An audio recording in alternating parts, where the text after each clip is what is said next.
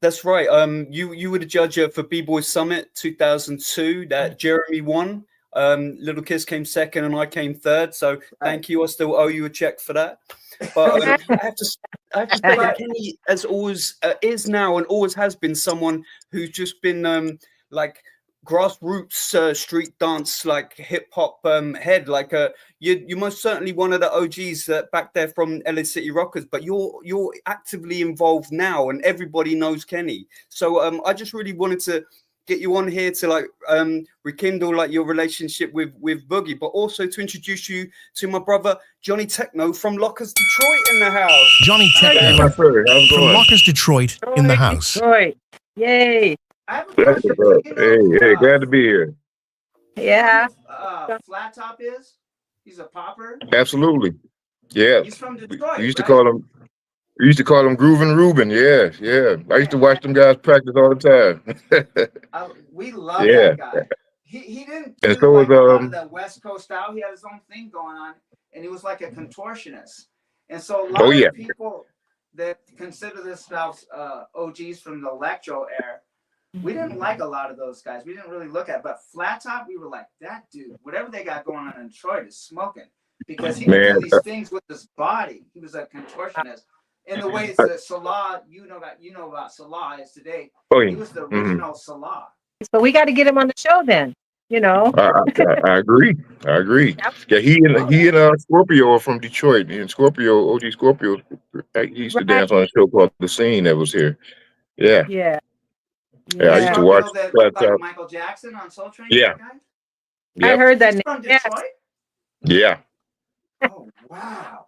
Man, Detroit was like I always say, a lost island of dance, man. You know, you had New York and you had Cali, and then there's like Detroit right here, man. There were some guys, man, that were awesome, and that don't even dance anymore.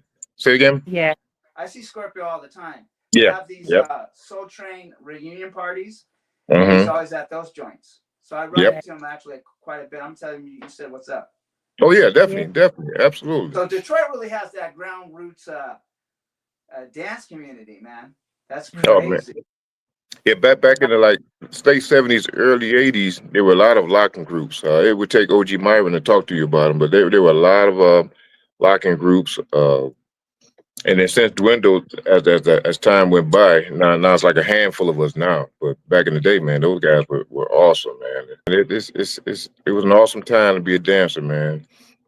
Definitely. Yeah, I'm really learning that. I also like those boys from Philly called the Hoodlockers, because they get a sense of their own culture thing, but they also have the original technique in terms of like maybe more like the Campbellock style.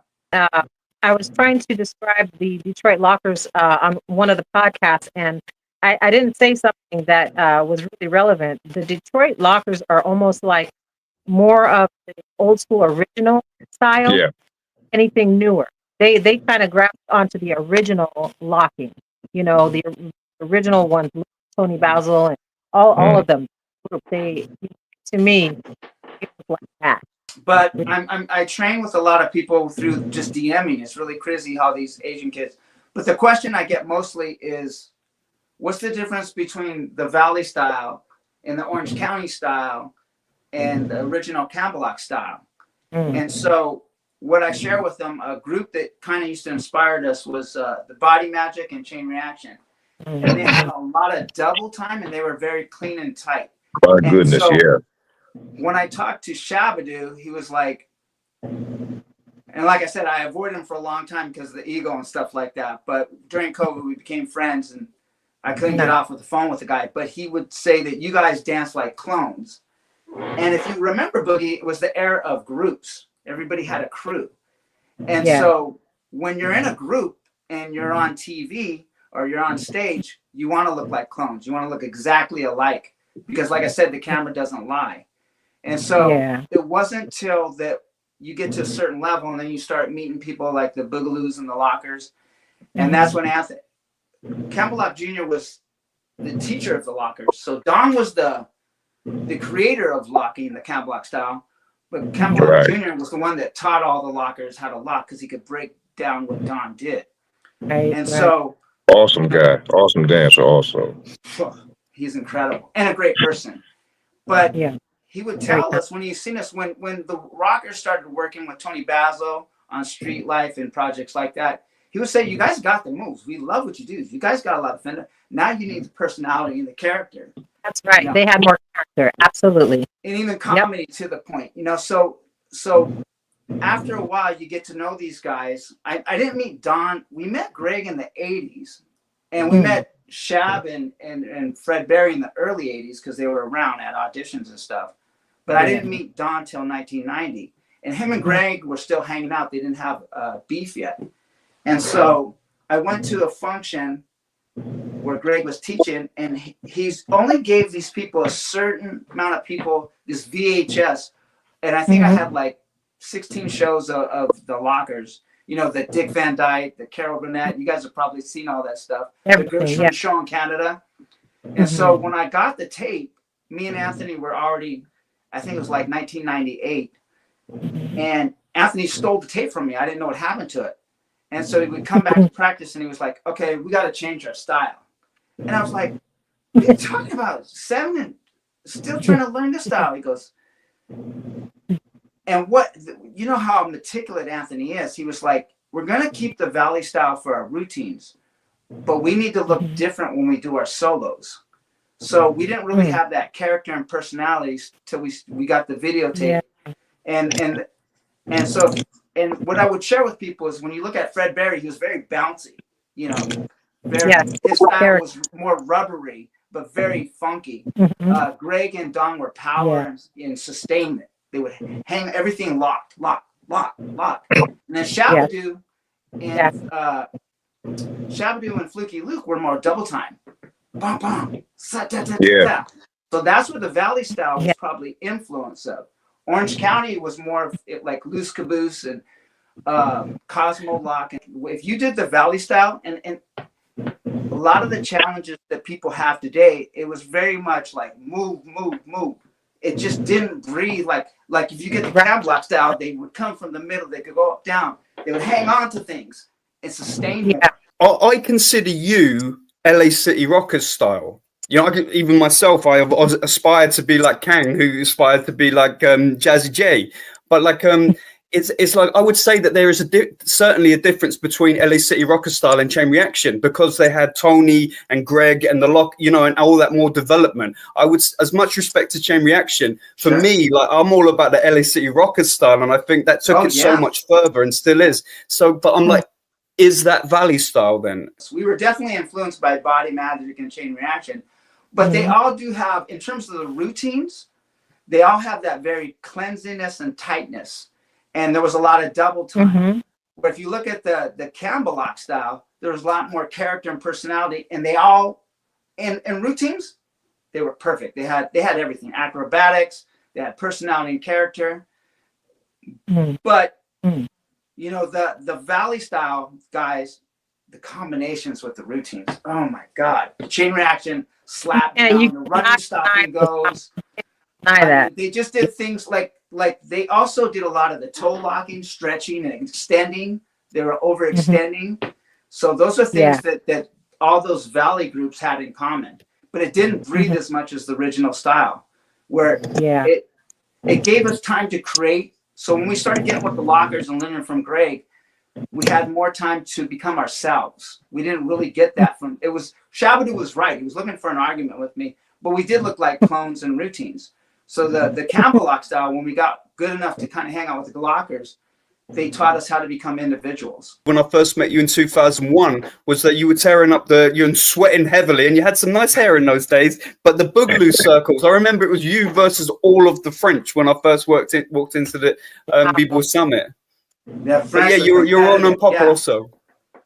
Yeah, so that was the thing about the guys from the Valley. And Boogie will remember this, when I would go to the Ozone, my mind was blown.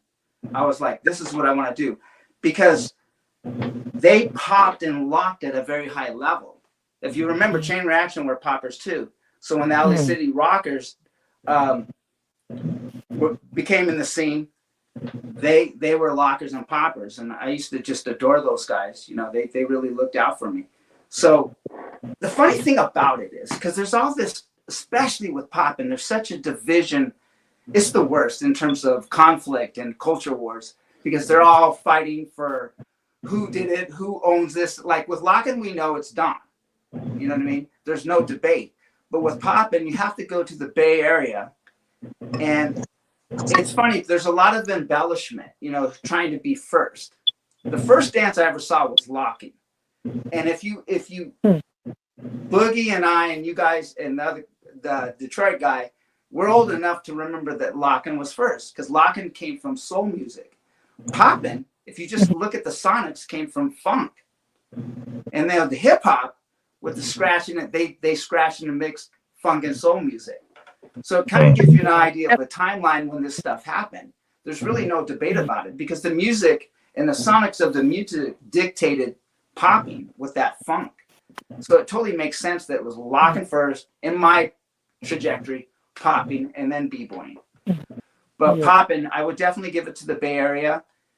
And the reason why people in Fresno and the lockers, they had a common language. They could tell you what pacing was, what an up was, what a combination was, you know? Right. And so when you have a foundation, you have a combination, it enables people to learn and the dance to grow. With the Fresno, the Boogaloo style, they had, you know, the Fresno was a whole routine. The peanut butter was a whole routine. They had Necoflex, Twistoflex, Macoflex, Egyptian twist. So when these people would put names on things, then they could go travel and teach around the world. And I always told, you know, Stewie and Boogie's heard this a lot, that don't hate on foundation. It's liberating because it gives you the freedom to create. So like all of you have a solid foundation and it gave you the ability to create yourself and create your own style. And that was always our philosophy, you know, learn the foundations and then you know, create, become who you are. And that's quite an accomplishment to develop your own style. Oh yeah. That was absolutely. I mean, technical dancing and street dancing. First, it was a count that had to be, you know, right, because there was not a lot of counts, you know, being done. It was that just getting it first, getting all of the information, all the downloads, everything that you could possibly grasp, and then your style after that, because you weren't thinking. That's how it was for me. You know, I got all the moves, right, and then my personality, you know, started to shine through because I was confident in those moves. You know, after doing them and practicing, you know, I didn't have like a funky style or anything. I was too busy trying to make sure that I had everything right. You know what I mean? Yeah. Everything was on time, everything. Then the personality starts to come out later. You know, after you're under your belt. You know, that's why the Valley style was particularly good with me with popping and locking because I was a slow learner. So it was very technical in the beginning. And a lot of these talented people like Jazzy and Anthony that are just born to dance, who learn very fast, they could, when you're learning something, it's more like people are actually showing you. And then you have to learn the music, the choreography when you take a class and the technique, everything's coming at you once. Where me, it was like, I would have to go home and just to do a point, like Greg would show us how to do a point, we would do a wrist roll. This is point A, extend it, B, C. It can't be here, it has to be straight through. And then shoot it down. We could do the other side. And that's why they call me clean, because I was so sloppy. Everyone thinks I'm clean because I'm bald-headed. Clean is because I used to be so sloppy, and it took me a long time to get my points clean. So that's how I encountered the name. Understand. Wow. Maybe that name. Yeah, I had to earn that name. Oh yeah, definitely. There's all these culture wars with the dances. Like people started arguing, and Stewie's familiar, and we don't get too far in it, but you know that it's all Campbellock, and there's a look. Marcel, you guys know from Philly, was like, dancing is an art form, and every form has different styles. Like if you go back into the 30s. You had the Lindy Hop, which was the white guys were the uptown Lindy, and the downtown was the black folks doing the downtown Lindy. Clearly the same dance, but different styles.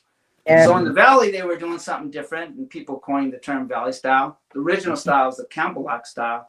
And then the Orange County people, I didn't know because Shab and Shabadoo Campbellock Jr. used to live with Shabadoo and his mom and his sister Fawn. Do you remember Fawn on Soul Train? Yeah. Let's go on Soul Train. And so they lived in Orange County because when we started talking, he was like, well, where are you from? I was like, what's your background? Black, Latino, Native American. And I lived in Orange County. He goes, well, I used to live down there too.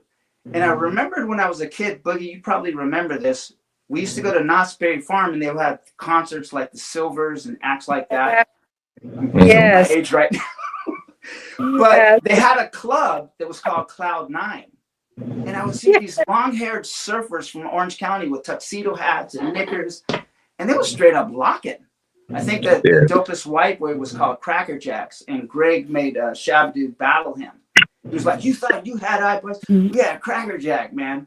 And so I think that might have been Cosmo Lock's older brother. I'm trying to track down who that guy is in terms of history. It was like a really dope Caucasian locker.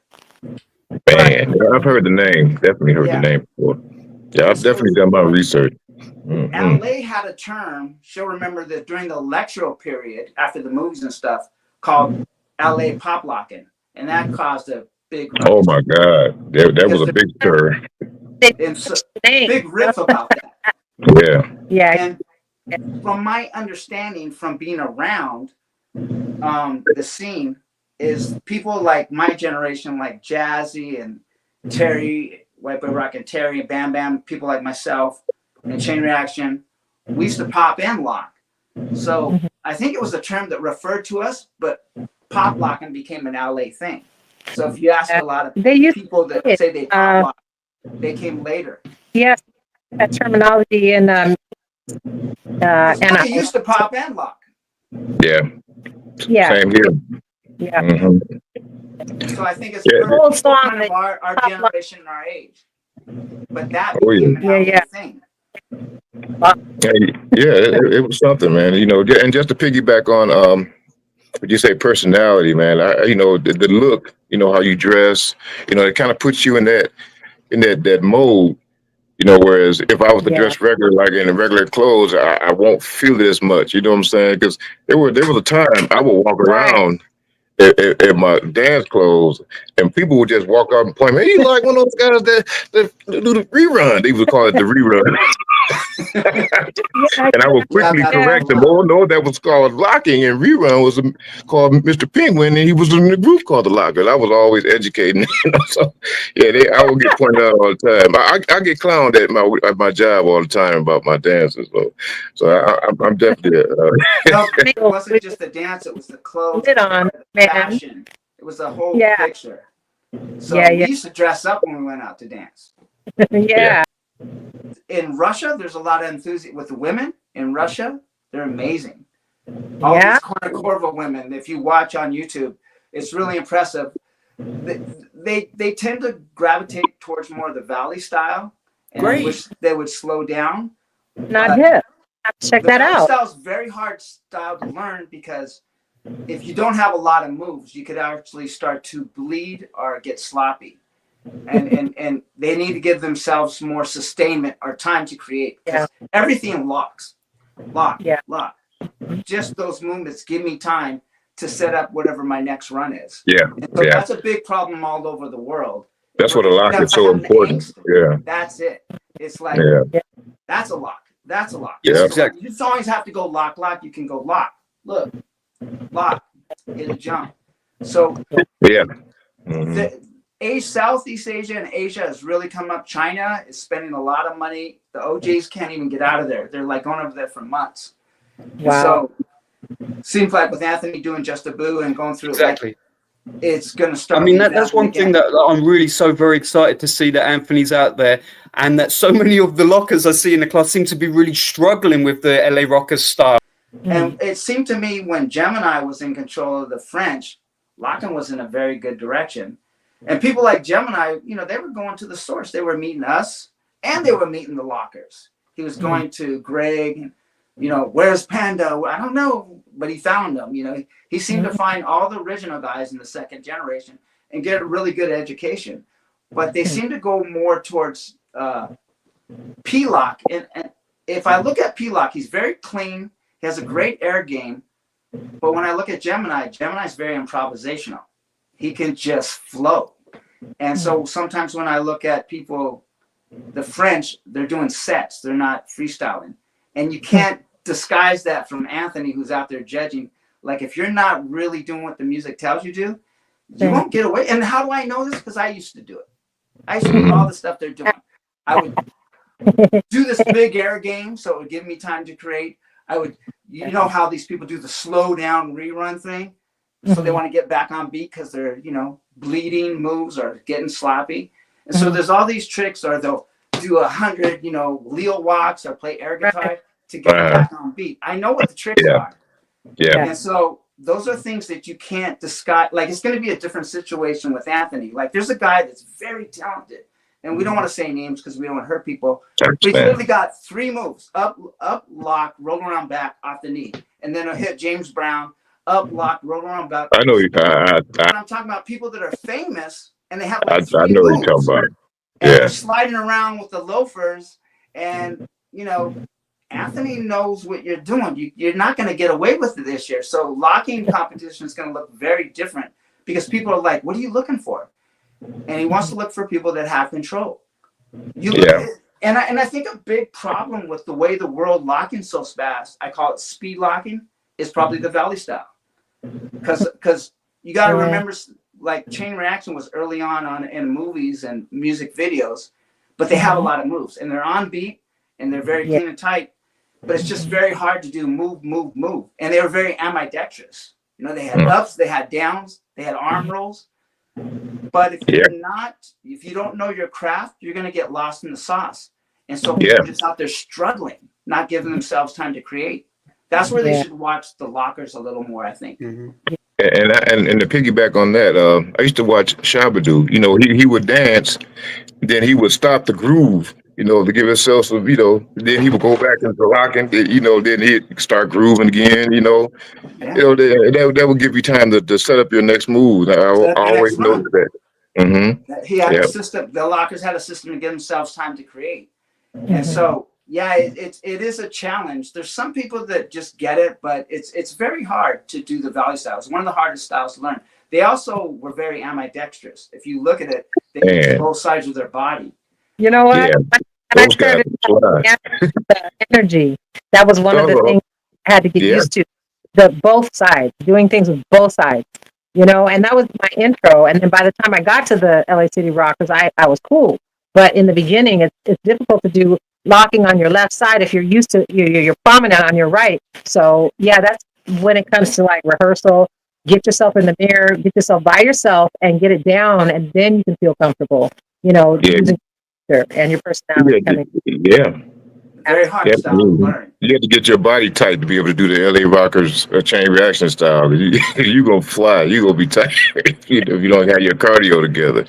So I run into Cool Pockets because Papa P would show up to this jam called Everything Raw, and he's still killing it. Of course, you know, he's approaching 60. He's probably about 60 right now because I'm gonna be 63. But in terms of that double time, that style, I used to love his brother T-Bob. The way that guy was very acrobatic, and the way he, like, there's nothing new. These guys would fly. He would jump off a flight of stairs. You know, this guy could really cut air. So I remember Paul was doing one of those long solos at Carnival, choreographer's ball, and he gave his brother no time. And he just did this, went up, cutting air, spinning, and hit this knee drop.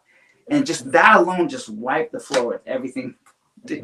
And so he's a guy who's kind of missing in the history. But God, that in terms of locking, I used to just love his length. He was so tall and long. Yeah, and that guy good. Back and forth. Nice. Get him on the show. He recommended a couple of other gentlemen that were really important. And I don't have for this, but I'd love to get any part of Chain Reaction on the show. He's the one that founded it. The older brother. Mm-hmm. Yeah, actually, the cool story from what his son was telling me, Knee Deep was telling me that he used to beat Paul up, because Paul didn't want to be a locker. He wanted to do something else. And so he kind of bullied him into becoming a great dancer because he needed a dance partner. Yeah. Well, that's for you. Those guys are hard to get online. You know? Wait a minute. Now, didn't Chain Reaction have a band as well? Yeah. They had record deals, and Okay. See, Really, just those guys are just talented. Like the Booyah that's Tribe, what they I'm used talking to about. act, sing, and That's what I'm dance. talking And so Oh. they could do anything. But That's what I it's loved very about the talented. Booyah Tribe. I mean, I loved that about them because they were not only rappers, but they would freaking throw down. I wish somebody would please somebody send me a clip of the Booyah Tribe. When Ted Rock was in there, they were jamming. Ted Rock. So They had it so tight. Woo! And that what was was the tight. name of the movie? Hard hitters. They were very hard hitters. What was the name of the movie? They were all in a movie, so you'll get footage of Ted Rock popping, locking, and b-boying. And it was What? with Lorenzo Lamas. What was the name of the movie? Body Rock. Oh, not okay. And you'll see Okay. That's the one where Panda, like everyone know Panda from that clip. Yeah. Ted was my friend, bless his heart. And we sat over and we locked it up a bit. You know, I think we're at a club. I can't remember if it was a shoot or a club or something, but I remember Ted, me and him just hit it off immediately. You know what I'm saying? And we're over there locking it up and just having a good time. And I miss that, you know? Those homies. And Hello, Kleen, Hi. please introduce. Who do we have here? This is Roxana. She's from Romania. Hi, I'm I'm Roxana. How you guys doing? here. So Hey, I hey. met Roxana, and Boogie remember the iconic Debbie Reynolds. So I Oh my used to- God. No, they closed it. Sweetie. They closed it down. I was on the panel of people who were trying to keep it going, keep it up. It's got such history. I mean, there's so many movies that were just rehearsed there, videos rehearsed there. I mean, it was a beautiful place. It's just a shame it's not there anymore. And I would go to Anthony's class just to keep my choreo retention up, And she would be at the back of the class. I figured I would say all this funny stuff, and she would just laugh. That's how I met Kenneth through his class.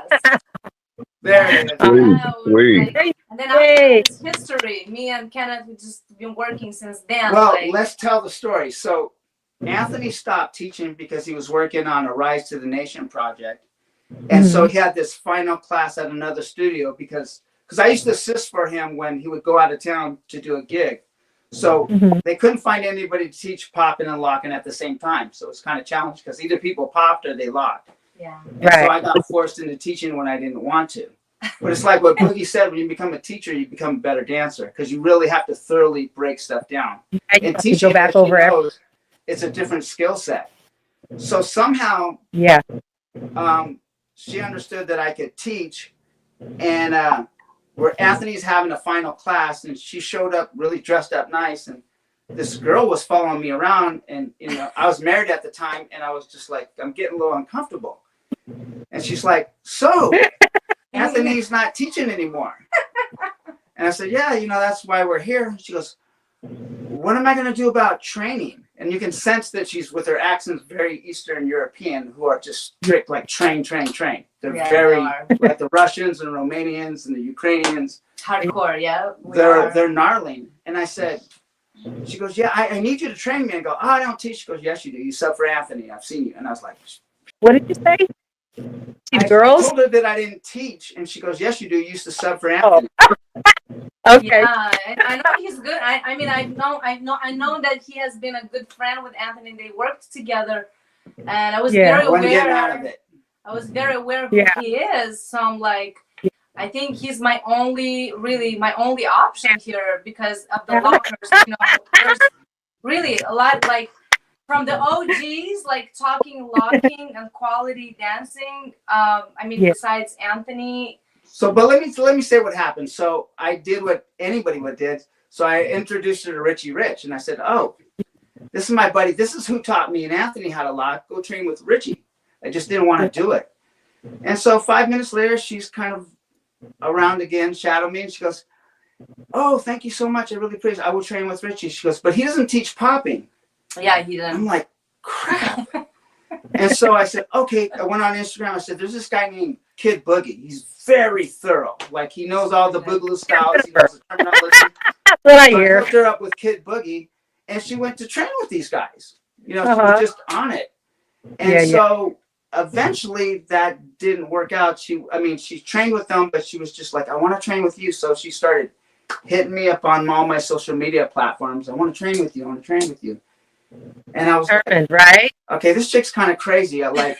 She's very tenacious but crazy. Yeah. And then she was on Facebook, and then she just started calling me on Easter and different times. Yeah, And so she did what anybody would. Then she went over my head, and she called Anthony up, and Anthony called me up, and I said no. And he goes, "You don't know what I'm saying?" I go, "Yeah, I do. The girl's crazy. She won't leave me alone." And he goes, "Bro, just Break it down. Break it down. I see you. There it is. Look at him. Look at him. Very persistent. Very persistent. I'm not exaggerating." And so No, right. She's right. You have to be persistent and consistent when it comes to learning, because Especially- you know what, yeah, they'll brush you off in a hot second, you know? And you yeah, can't. this industry is very, very competitive, and if you don't like hustle and really like strive for the best, then you cannot really be on the top, and that's where that's why I moved all the way here. No. Hey, I remember, wait a minute. I remember back in the day when I was learning, I hounded Jazzy a lot. I was like, dude, okay, nobody else was, what's going on, man? You know, and he's like, he got so frustrated that one day he goes, okay, we're at the La Hot Club, and he pulls me over and he goes, okay, here you go. Okay, so you're gonna go like this.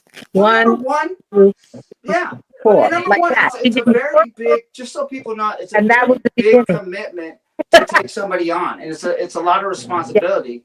And I had a lot going on in my career, and I was going through a divorce. I just didn't want to do it, and so Anthony was like, she goes, "Oh," so Anthony, I was like, "Okay, I'll give her a shot," but she just did everything I said. She was very tenacious, like I said, and fair to say, she's my dance partner now. She really wanted out. Yeah, you made the cut. And Roxana, you're also a musician. You have a music career, I hear. Yes, I do. I'm also a singer-songwriter. And I'm a performer basically because I'm not just singing. Of course, I dance on stage. So it's amazing. I'm so blessed. All one move, baby. It's all one move. We're all connected. The music, the DJs, the actors. We're all connected. It's all one move. If anyone wanted to hear your music, what would your handle be? You guys have to check me out. I mean, I'm everywhere: iTunes, Spotify, Pandora, YouTube. But you can find my artist name is Ruxanda, which is my artist name, Ruxanda. You can find me on all the platforms like that: IG, TikTok, everywhere, just like that. Ruxanda. Thank you. Thank you so much. And Mr. Kleen, your Instagram is probably the best place if anyone wanted to check you out, right? Yeah, I think my Instagrams, I do have one called Clean House, but I don't use that much. The other one is Hair by Kenneth, because I promote my I'm a hair designer by my vocation. All I have to say is you do hair so well. I'm saying, I look for answers and I'm like going, what? He's working it. I need to get myself in there and get some color done, baby. Yeah, you should. All right. So much for joining us, both of you. And Kenneth, we're going to see each other again. Hopefully we'll be able to just meet for a few minutes and gig a little bit, do some points or something, hang out. Oh, definitely. To Detroit, all of us together, that would be great and fun and memorable. So you guys will keep up, come back and visit us. Detroit,